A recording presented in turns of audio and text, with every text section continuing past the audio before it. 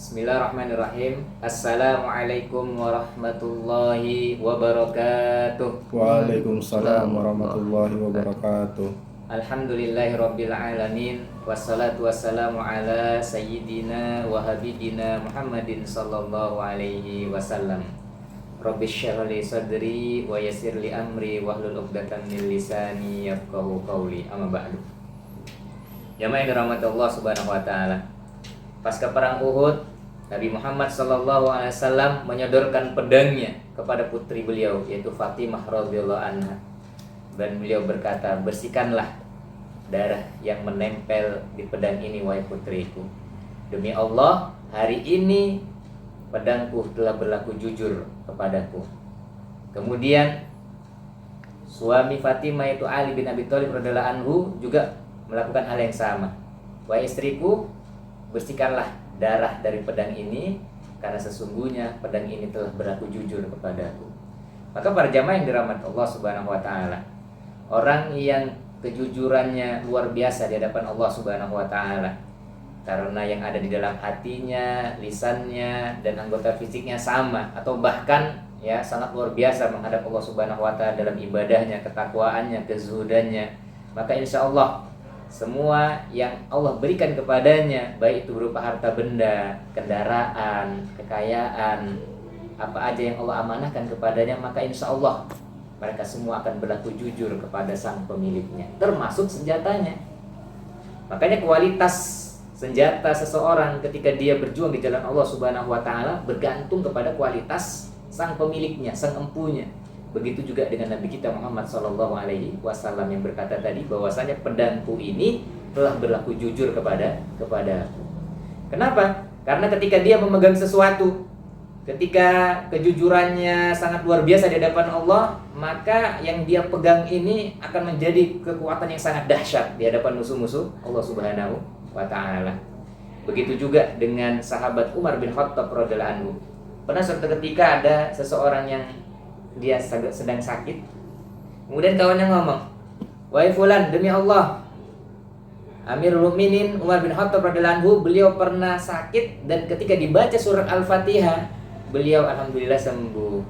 Kemudian kawannya bilang, ya saya ini punya Al-Fatihah, tapi mana Umar bin Khattabnya? Maksudnya gimana?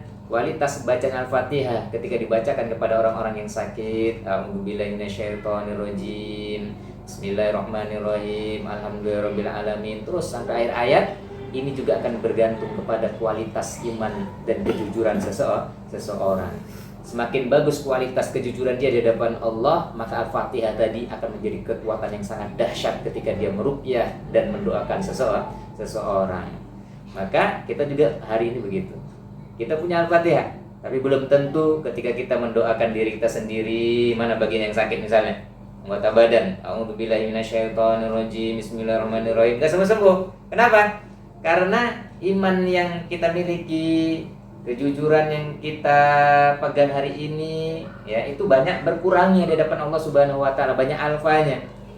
Dan ini ya yang sudah kita bicarakan sebelumnya, bahwasanya kualitas kejujuran seseorang itu adalah seberapa banyak dia mengambil warisan Rasulullah SAW. Insya Allah semakin mendalamlah keyakinan dan kejujuran dia di hadapan Allah Subhanahu wa taala.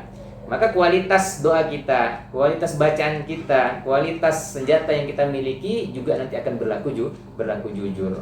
Contoh yang lain, bagaimana aura kejujuran ini sampai-sampai ya kendaraannya pun menjadi sangat luar biasa berlaku jujur kepada kita semua. Kita lihat sahabat Khalid bin Walid radhiyallahu anhu. Beliau pernah suatu ketika ada seseorang yang berkata kepada Khalid bin Walid radhiyallahu anhu, siapa yang enggak kenal dengan Khalid bin Walid radhiyallahu anhu? Seorang jenderal yang luar biasa, ketika peperangan enggak pernah kalah. Ya, sekali bertempur musuh ya sudah sangat gentar. Luar biasa nih, sampai-sampai para sahabat itu menginginkan Khalid bin Walid sebagai seorang pemimpin, seorang jenderal. Ya. Makanya jamaah yang dirahmati Allah, ada seorang yang berkata kepada Khalid bin Walid radhiyallahu anhu, "Wahai Khalid, sesungguhnya pasukan orang-orang kafir itu banyaknya luar biasa, sedangkan pasukan kita jumlahnya sangat sedikit." Maka Khalid radhiyallahu anhu, beliau menepuk ya punggung si fulan tadi, "Wahai fulan, demi Allah, pasukan umat Islam lah yang banyak jumlahnya, karena kita dimenangkan oleh Allah Subhanahu wa taala. Sedangkan pasukan orang kafir meskipun kelihatan banyak itu jumlahnya sedikit karena mereka dikalahkan oleh Allah Subhanahu wa taala. Demi Allah, kalau seandainya kudaku diberikan kesembuhan oleh Allah Subhanahu wa taala, maka itu akan menjadi tebusannya." Apa itu tebusannya? Tebusannya biarkan orang kafir itu diperbanyak jumlahnya, tetapi kudaku dalam keadaan sehat walafiat. Kita lihat bagaimana kuda sahabat Khalid bin Walid yang bernama Ashqar. Kuda ini ya, kuda yang sangat-sangat luar biasa. Allah berikan kekuatan yang luar biasa. Padahal secara logikanya, kuda yang dipakai oleh sahabat Khalid bin Walid untuk menaklukkan Romawi, menaklukkan Persia, kalau kita pakai kendaraan kita terus-menerus, ya tentunya dia akan ya mengalami ya kerusakan, mengalami kesulitan atau mungkin cedera. Apalagi perang yang berkecamuk. Ya, kuda ketemu onta, ketemu pedang, ketemu tombak, ketemu apalagi ya senjata-senjata berat di situ. Maka bagaimana bisa ya kendaraan sahabat Khalid bin Walid ini yang bernama Ashqar sampai bertahan untuk melawan Romawi dan Persia, dua kekuatan yang waktu itu menjadi dua kekuatan super power. Kenapa kuda sang Khalid ini bisa menjadi kuda yang luar biasa, teguhnya, kuatnya, bahkan dia setia menemani sahabat Khalid bin Walid? Karena yang menaiki kuda tersebut adalah orang-orang yang jujurnya luar biasa di hadapan Allah Subhanahu wa taala. Maka kudanya pun akan menguatkan dirinya. Wah, kenapa? Karena saya bersama orang-orang yang jujur. Dia, kalau kita ibaratkan, dia menahan dirinya untuk tidak sakit, menahan dirinya untuk tetap kuat, menahan dirinya untuk tetap tegar ya di hadapan orang-orang kafir, orang-orang kafir, bahkan Romawi dan Persia ya alhamdulillah diberikan ditumbangkan orang umat Islam melalui biiznillah, dengan izin dari Allah Subhanahu wa taala. Maka para jamaah yang dirahmati Allah, begitulah ya orang-orang soleh yang terdahulu. Ketika kejujuran mereka sangat dahsyat, luar biasa, maka kendaraan yang mereka miliki juga akan berlaku jujur. Senjata yang mereka miliki juga akan berlaku jujur. Pernah suatu ketika di Afghanistan, bagaimana ya para dokter ketika itu terheran-heran.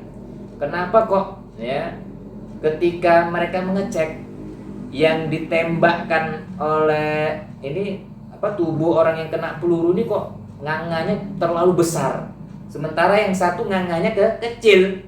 Setelah dicek, ternyata peluru ini ditembakkan oleh orang muslim yang sangat teguh akidahnya, yang sangat kuat imannya, yang sangat luar biasa kejujurannya di hadapan Allah Subhanahu wa taala. Ya, peluru boleh sama dicetak oleh pabrik, tetapi ketika dia dipegang oleh orang-orang yang jujur, peluru yang mungkin kelihatannya kecil tetapi mungkin bisa sangat dahsyat ketika mereka dipegang oleh orang-orang yang jujur. Maka jemaah yang dirahmati Allah, begitu juga ketika perang Badar.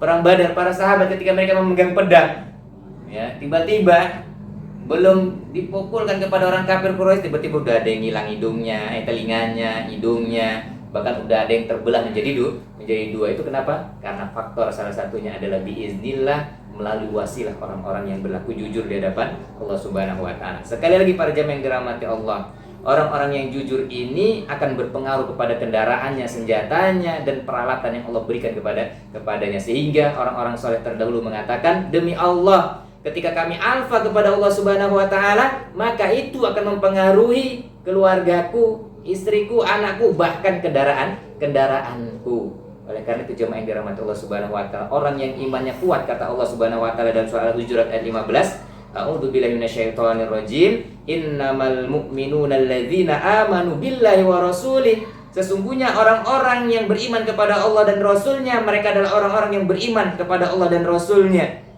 Orang-orang yang beriman itu adalah mereka yang beriman kepada Allah dan Rasulnya. Tsumma lam yartabu, kemudian mereka enggak ragu-ragu. Wajahadu bi amwalihim wa anfusihim fi sabilillah. Kalau sudah enggak ragu-ragu, mereka akan mempertaruhkan nyawanya, hartanya, nyawanya di jalan Allah Subhanahu wa taala. Ulaika humus shadiqun. Mereka itulah orang-orang yang jujur kepada Allah Subhanahu wa taala. Mudah-mudahan para jamaah semuanya, kita semua yang hadir di sini, yang mendengarkan ceramah ini menjadi orang-orang yang jujur di hadapan Allah Subhanahu wa taala. Termasuk salah satu wasilahnya adalah kita memperdalam agama Allah sehingga lahir keyakinan, kejujuran kepada Allah Subhanahu wa taala. Barakallahu fikum. Mudah-mudahan bermanfaat. Subhanakallahumma wa bihamdika asyhadu an la ilaha illa anta astaghfiruka wa atubu ilaik. Assalamualaikum warahmatullahi wabarakatuh.